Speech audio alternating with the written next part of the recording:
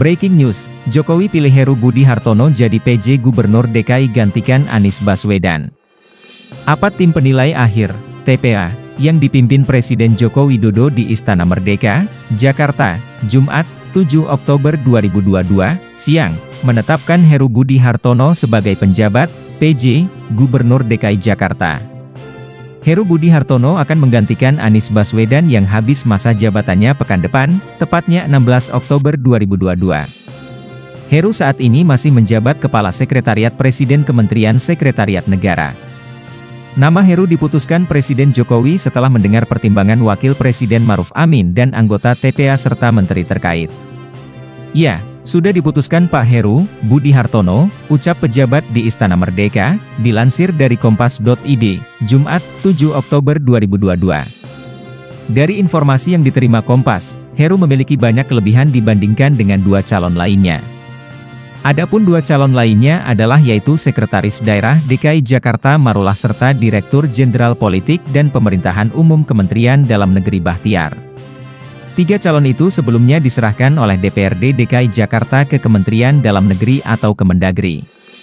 Pihak Kemendagri pun sudah melakukan pembahasan awal dan meneruskan tiga nama tersebut ke Presiden Joko Widodo, Jokowi. Heru Budi Hartono saat ini menjabat sebagai Kepala Sekretariat Presiden. Heru merupakan orang kepercayaan Presiden Jokowi sejak di Balai Kota DKI Jakarta. Pria kelahiran Medan, 13 Desember 1965, ini telah memiliki pengalaman di lingkup birokrasi selama hampir seperempat abad. Heru Budi Hartono menempuh pendidikan dasar di Jakarta dan sempat 3 tahun menjalani masa sekolah dasar di Pakistan.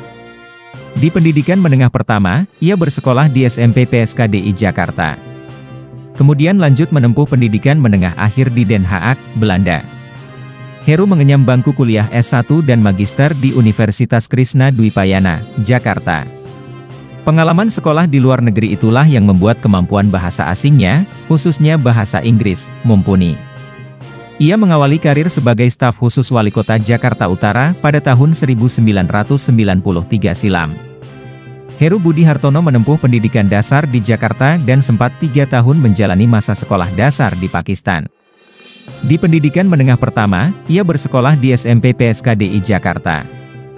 Kemudian lanjut menempuh pendidikan menengah akhir di Den Haag, Belanda. Heru mengenyam bangku kuliah S1 dan Magister di Universitas Krishna Dwipayana, Jakarta. Pengalaman sekolah di luar negeri itulah yang membuat kemampuan bahasa asingnya, khususnya bahasa Inggris, mumpuni.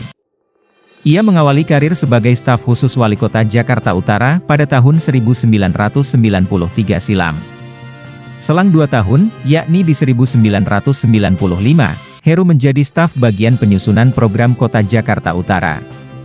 Di tahun 1999, Heru ditunjuk menjadi Kepala Subbagian Pengendalian Pelaporan Kota Jakarta Utara.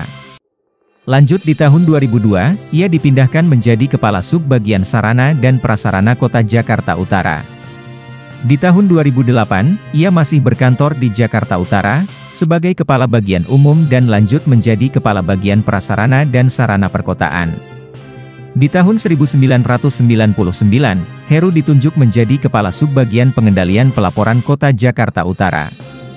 Lanjut di tahun 2002, ia dipindahkan menjadi Kepala Subbagian Sarana dan Prasarana Kota Jakarta Utara. Di tahun 2008, ia masih berkantor di Jakarta Utara, sebagai Kepala Bagian Umum dan lanjut menjadi Kepala Bagian Prasarana dan Sarana Perkotaan. Ingup ini ditujukan kepada seluruh jajaran pemerintah DKI agar tidak menggunakan kendaraan pribadi, baik mobil atau motor, ketika bertugas ke tempat kerja setiap Jumat pekan pertama. Ketika Heru menjabat Kepala BPKAD, Gubernur DKI Ahok menghentikan operasional bus jemputan untuk pegawai negeri sipil, PNS, Ibu Kota. Mulai 25 Januari 2016, PNS DKI tak bisa lagi menggunakan fasilitas bus tersebut.